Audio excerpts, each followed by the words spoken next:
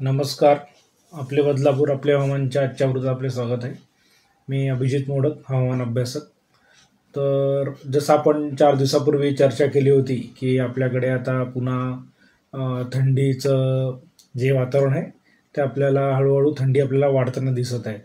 तर तसेच वातावरण आपल्याकडे गेले 4 दिवस आपल्याला पाहायला मिळालं आणि आपल्याकडे तापमान दररोजरित्या हळूहळू आपल्याकडे घसत राहिलं. तर शक्यतो आपल्याकडे 15-16 डिग्रीच्या आसपास किमान तापमान चालू आहे.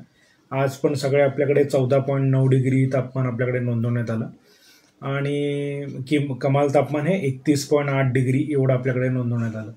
त्यामुळे दुपारच्या वेळेस स्वच्छ सूर्यप्रकाशित युक्त हवा आणि संध्याकाळनंतर हळू थंडीची चाहूल असा एकंदरीत आपल्याकडे वातावरण गेले 4 ते 5 दिवस हे सातत्याने आपल्याला पाहायला मिळत आहे. आणि रोजचे जे तापमान आहे हे आपल्याकडे आता सरासरीपेक्षा खाली, म्हणजे सरासरी आपली जी 17-18 डिग्री असते तर आपल्याकडे 15-16 डिग्रीच्या आसपास तापमान चालू आहे. त्यामुळे आपल्याकडे चांगल्याच हवेमध्ये गारवा जाणवतो आहे आणि वातावरण पण त्यामुळे आपलं एकदम व्यवस्थित, म्हणजे आपल्याला घाम किंवा दमट वातावरण नसल्यामुळे आपल्याला आता घाम वगैरे काही जाणवत नाही. आणि घरातले फॅनची म्हणजे जी स्पीड आहे ती पण आता बऱ्याचपैकी लोकांच्या घरी फॅनची स्पीड कमी झालेली आहे. म्हणजे आता फुल फॅनच्या ऐवजी स्लो फॅनवर पण आपण भागवू शकतो. आणि पहाटे थंड झाल्यावर आपल्याला फॅन बंद पण करायला लागत आहे. त्यामुळे एकंदरीतच जे नोव्हेंबर शेवटच्या आठवड्याला जे हवामान लागतं तसंच आपल्याकडे हवामान आहे. आणि येणारे काही दिवससुद्धा हे असंच वातावरण आपल्याकडे राहणार आहे. म्हणजे जे गेल्या आठवड्यापासून जवळजवळ 7 ते 10 दिवसापासून आपल्याकडे बऱ्यापैकी आपल्याकडे थंड वातावरण आपल्याकडे सुरू झालेलं आहे. जसं आपण बोललो होतो की 20 तारखेला आपल्याला जे मतदान आहे तेव्हापासून आपल्याकडे थंडीची चाहूल चांगली जाणवेल. तर तेच आपल्याकडे 5 दिवस होती. आता पुढील 5 दिवस पण तसंच वातावरण राहणार आहे. त्यामुळे नोव्हेंबरचा जो शेवटचा 4-5 दिवस जे शिल्लक आहेत ते आपल्याकडे असंच थंड वातावरण आणि आल्हाददायक वातावरण असं आपल्याला पाहायला मिळणार आहे. म्हणजे 30 नोव्हेंबरपर्यंत हे असंच हवामान आपल्याकडे राहणार आहे. त्यामुळे तापमान हे आहे हे सकाळच्या वेळेस अजून आपल्याकडे आता येणाऱ्या काही दिवसामध्ये अजून पडू शकतं. म्हणजे आतापर्यंत आपल्याकडे 14.7 डिग्रीपर्यंत कमी झालं होतं. आता येणाऱ्या काही दिवसात अजून तापमान घसरण्याची शक्यता आहे. त्यामुळे आता 28, 29, 30 जे नोव्हेंबर आहेत ते तापमान अजून घसरून ते हळूहळू प्रत्येक दिवशी आपल्याकडे घसरायला पाहिलं ना. म्हणजे जसं आता उद्या आपल्याला समजा 14 डिग्री आलं तर 28 तारखेला 13 डिग्री, मग 29-30 तारखेला असं 12 डिग्री. तर असं आपल्याकडे 12 ते 14 डिग्रीपर्यंत तापमान हे किमान तापमान आहे सकाळच्या सत्रातलं. किमान तापमान हे आपल्याला सकाळी 6 आणि 7च्या दरम्यान आपल्याला अनुभवायला मिळतं. त्यामुळे जे सकाळच्या सत्रामध्ये बाहेर पडतात त्यांनाही थंडीची चाहूल आहे या थंडीचा जो कडाका आहे तो त्यांना जास्त जाणवेल. पण जे शक्यतो 8-9 नंतर बाहेर पडतात तर तेव्हा आपल्याकडे कसं एकदा सूर्य उगवला की जसे उन्हाची तीव्रता वाढत गेली की हळूहळू थंडीचा असर कमी होतो. मग त्यामुळे ते तापमान आपलं वाढून 18-20 डिग्रीकडे होतं असं आहे. आणि जे दुपार होते त्या ऊन बऱ्यापैकी कवळं असतं, पण तरी तापमान जे आहे आपलं 32-30 डिग्रीपर्यंत पोचलेलं असतं. आणि दुपारच्या वेळेस आपल्याला असं थंडी जाणवत नाही पण गरमही होत नाही. तर एकंदरीत आपल्याकडे मध्यम असं आल्हाददायक वातावरणच असतं. त्यामुळे पुढील काही दिवसामध्ये हे 31-32 डिग्रीचं कमाल तापमान हे दुपारी असतं 12 आणि 3च्या दरम्यान असं आहे. तर त्या आपल्याकडे 31-32 डिग्री तापमान पाहायला मिळेल. आणि हळूहळू संध्याकाळी सूर्यास्तानंतर आपल्याला हळूहळू थंडी वाढताना दिसेल.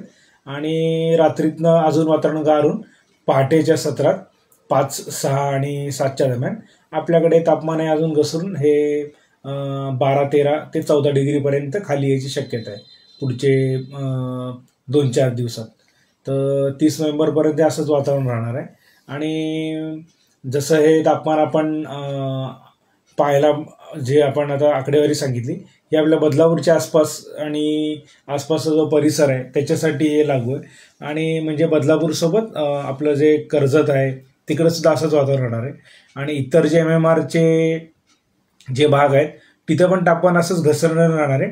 पण तापमान कसं, जसं आपण जास्त शहरांच्या जवळ जातो किंवा अजून गर्दीच्या ठिकाणी आपण जे जातो तर तापमान तिथे वाढत जातं. त्यामुळे जर बदलापूरमध्ये 12-14 डिग्री असणार असेल तापमान, तर तेच कल्याण डोंबिवलीमध्ये जाऊसवर ते तापमान 14 ते 16 डिग्रीपर्यंत राहू शकतं. म्हणजे तिथं 15-16 डिग्रीपर्यंत राहू शकतं. आणि आपण जसं मुंबईकडे जाऊ, मुंबई ठाण्याकडे, तिकडे तापमान हे 16-17 डिग्रीपर्यंत राहू शकतं. त्यामुळे समुद्रकिनाऱ्याच्या भागात आहे तर तिकडे पण आपल्याला सकाळच्या सत्रात गारवा जाणवेल. पण तापमान तुलनेने जो कडाका आहे, जो आपल्याला कर्जत, बदलापूर, नेरळ पट्ट्यात जो पाहायला मिळेल, त्या तुलनेमध्ये आपल्याला कल्याणच्या डोंबिवलीच्या पुढे हळूहळू तो तीव्रता कमी होऊन एक साधारणपणे गारवा आपल्याला जाणवणार आहे. कारण ते तापमान जेव्हा समुद्राजवळ जातं तसं तापमान आपल्याला वाढताना दिसतं. आणि जसं आपण समुद्रापासून लांब जातो, अंतर्गत भागामध्ये येतो, तर आपल्याला तापमान जास्त घसरलं दिसतं. आणि जिथे शेती आणि शेतीप्रधान भाग आहे, बारू डॅम, मुरबाड, म्हणजे जसं आपलं जिथे मोकळी जमीन किंवा जंगल आहे त्या साईडला आपल्याला थंडी अजून अधिक जाणवते. कारण तिथे झाडी आणि शेतीचा भाग असल्यामुळे आपल्याला तिकडे तापमान अजून घसरताना दिसतं. तर त्या साईडला अजून आपल्याला तापमान कमी जाणवेल. म्हणजे हे सकाळच्या आणि रात्रीच्या सत्रातलं झालं. म्हणजे शक्यतो आपल्याला रात्री 8 नंतर जास्त थंड जाणवतं. रात्री 8 ते सकाळी 8 म्हणजे 12 तास आपल्याला हे थंडीचं जे चाहूल आहे हे आपल्याला 12 तास आपल्याला अनुभवायला मिळते. आणि 8 नंतर जसं सूर्य पुन्हा उगवून वरती डोक्यावर यायला लागतो तेव्हा आपलं तापमान हळूहळू पुन्हा वाढायला लागतं आणि ते पुन्हा 33-32कडे सरकतं. त्यामुळे 8 नंतर हळूहळू आपल्याला थंडी कमी जाणवते आणि दुपारच्या सत्रामध्ये विशेष थंडी जाणवत नाही आणि गरम पण होत नाही. तर असं एकंदरीत वातावरणचं जे आहे हे आपल्याला पुढचे 3-4 दिवस पाहायला मिळेल. आणि आजूबाजूच्या परिसरात पण हे असंच तापमान राहणार आहे. फक्त आपण जसं मोठ्या शहरांकडे आपण जसं वळू तसं तापमान हे 1-2 डिग्रीनी वाढत जाऊन ते मुंबईमध्ये पोहोचूस तर आपलं 16-17 डिग्रीपर्यंत जाऊ शकतं. तर हे झालं आपलं MMR आणि आजूबाजूचं ठाणे जिल्हा आणि आपलं हवामानाचं आजचं वृत्त. आणि दुसरं आपण आता ते जसं पोल्युशनचं अपडेट पण आपण देतो, तर पोल्युशनचं आपण प्रदूषण जे आहे ते आपण आधीच आपण सांगितलेलं होतं की थंडीच्या हे 4 महिने आपले प्रदूषित महिने असतात. कारण हवेचा वेग मंदावलेला असतो आणि जे आपलं तापमान घसरण होतं त्यामुळे जमिनीजवळची हवा थंड असते आणि वरच्या सत्रातली हवा थोडी गरम असते. म्हणजे आपल्या जमिनीची वरची हवा म्हणजे जी 1-2 किलोमीटर जो हवेमधला जो उच्च दाबाचा जो क्षेत्र असतं त्या भागामध्ये गरम असतं. त्यामुळे ह्याच्यात होतं काय, तर याला आपण म्हणतो थर्मल इन्व्हर्जन. म्हणजे ज्यात वरची हवा गरम असते आणि जमिनीकडची गार असते. तर त्या 2 हवेच्या लेअरच्या मध्ये हे प्रदूषणाचे धूळकण आहेत हे तिकडेच स्तब्ध राहतात. म्हणजे ते वरती आकाशामध्ये विरून जात नाही. त्यामुळे प्रदूषण आपलं स्थिर राहतं. आणि प्रदूषणाचे मुख्य कारण हेच आहे, आपलं रात्री MIDC मधनं निघणारे वेगळ्या वेगळ्या प्रकारचे जे धूर आणि त्याचे जे केमिकल्स असतात ते, नंतर आपली रस्त्याची सगळी वाहनं आणि बिल्डिंगची कन्स्ट्रक्शन, सिमेंटची वगैरे धूळ, आणि ह्याच्यामुळे सगळी धुळीची जी एक चादर तयार होते आणि ती शहराच्या वरती तरंगत राहते. हवेमध्ये जोर नसल्यामुळे आणि थंडीचा कालावधी असल्यामुळे हवा ही खाली जमिनीकडे बसलेली असते आणि वरच्या स्तरावर हवा ही जात नाही. त्यामुळे तुमचं प्रदूषण तिथेच मध्ये अडकलेलं राहतं, प्रदूषणचे जे कण आहेत. त्यामुळे प्रदूषण आपल्याकडे ते दिसतंच आहे. बदलापूरमध्ये आत्ता आपलं 180 PM म्हणजे AQI आपला चालू आहे. जसं आपण आधी बोललो की 100च्या आतमध्ये पाहिजे आपल्याला AQI, तेव्हा आपण म्हणतो की हवामान म्हणजे हवा ही स्वच्छ किंवा समाधानकारक आहे. 100 ते 150 ही थोडीशी वाईट हवामध्ये जातं आणि 150च्या वर असेल तर ती वाईट हवाच मानली जाते. त्यामुळे 180 आपल्याकडे आता AQI प्रमाण चालू आहे. आणि हे संपूर्ण MMR मध्ये कमी अधिक प्रमाणात असंच आहे. म्हणजे 150 ते 200च्या मध्ये सगळीकडे AQI आपल्याकडे चालू आहे, म्हणजे एअर क्वालिटी इंडेक्स. म्हणजे मुंबईमध्ये पण सगळ्या विभागामध्ये वेगवेगळ्या ठिकाणी 150, 160, 170, 180. ठाण्यामध्ये पण तसंच 150, 160च्या आसपास. नंतर आपलं उल्हासनगर, भिवंडी, कल्याण आपल्या विभागात पण 180 ते 200 दरम्यान. तर त्यामुळे प्रदूषणाची पातळी आपली वाढलेलीच आहे. आणि आपल्या इथेच फक्त प्रदूषणाची पातळी नसून MMRमध्येच फक्त नसून तर संपूर्ण महाराष्ट्रामध्ये पार म्हणजे नाशिकपासून ते नागपूरपर्यंत आपल्याला सगळीकडे ही प्रदूषणाची पातळी ही 150 आणि 200च्या मध्येच आपल्याला पाहायला मिळते, जी की थोडी म्हणजे त्याला पुअर एअर क्वालिटीज आपण म्हणतो. तर ती समाधानकारक नाहीच आहे. समाधानकारक ही 100च्या खाली असली पाहिजे. पण ही परिस्थिती अशीच पुढचे 3-4 दिवस पण अशीच राहणार आहे. कारण जोपर्यंत आपल्याकडे हवेचा वेग वाढत नाही किंवा आकाश त्यामुळे स्वच्छ होऊन सगळे धूळ साफ होत नाही, तोपर्यंत आपल्याकडे प्रदूषण आहे जे आता जे 150-200च्या आसपास चालू आहे ते तसंच राहणार आहे. आणि जेव्हा आपल्याकडे निळं आकाश होईल तर ते निळं आकाश कधी होतं? स्वच्छ. म्हणजे आता कसं आपण पाहिलं असेल तर रोज आपल्याला कवळून आणि धुसर आकाश आहे. तर हे त्याच्यामुळेच आहे. ह्याला आपण हेझी स्काय म्हणतो.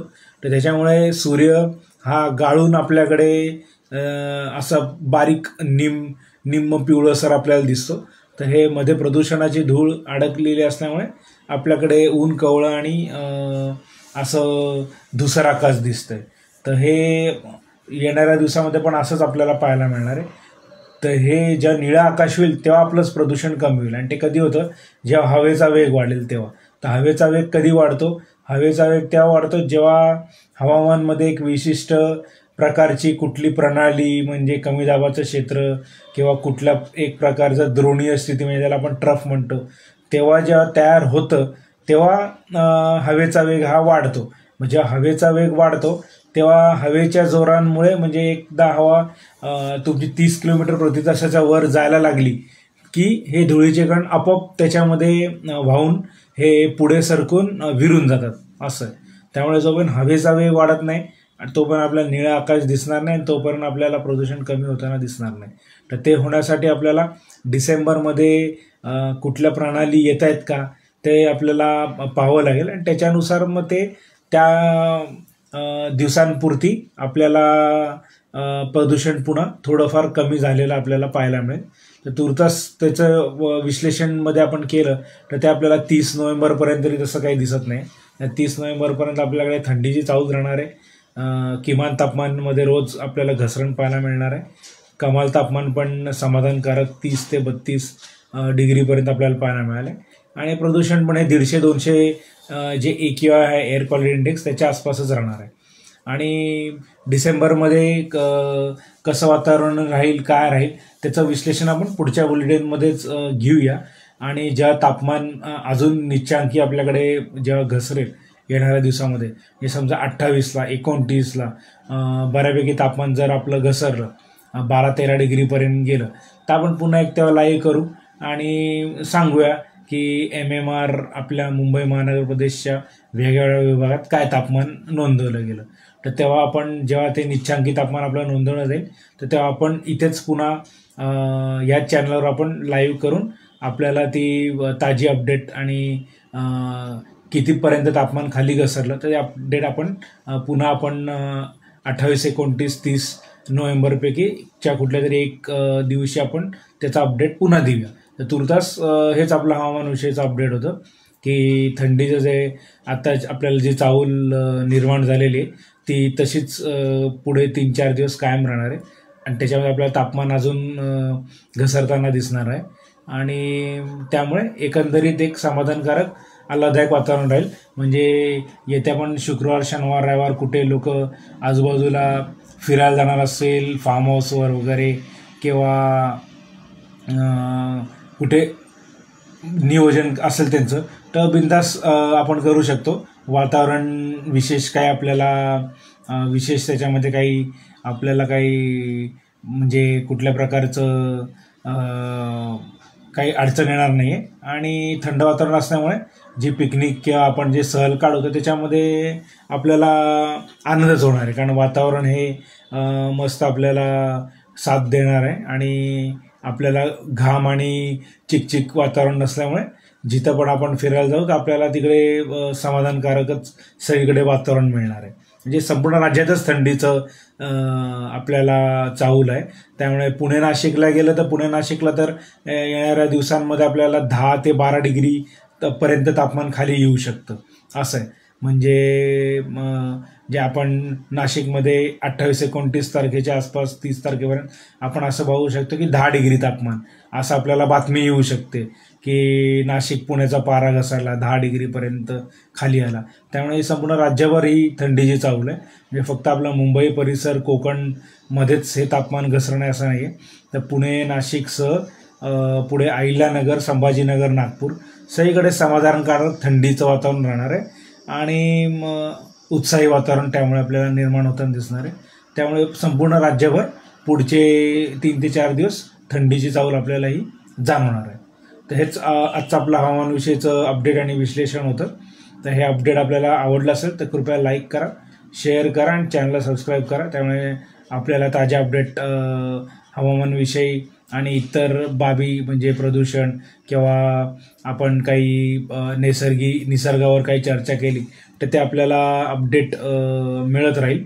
आणि हे शेअरसुद्धा करा. त्यामुळे ज्यांनाही माहिती उपयुक्त अशी वाटली आणि आपल्याला आपल्या मित्रपरिवारमध्ये जर ही माहिती अजून त्यांच्यापर्यंत पोचवायची असेल तर त्यांना पण हे शेअर करावी, जेणेकरून सगळ्यांना याचं अपडेट मिळेल आणि सगळेजण हवामानविषयी जागरूक राहून आपल्या विभागात काय तापमान आहे आणि काय हवामान चाललं आहे ह्याची त्यांना माहिती पोचेल.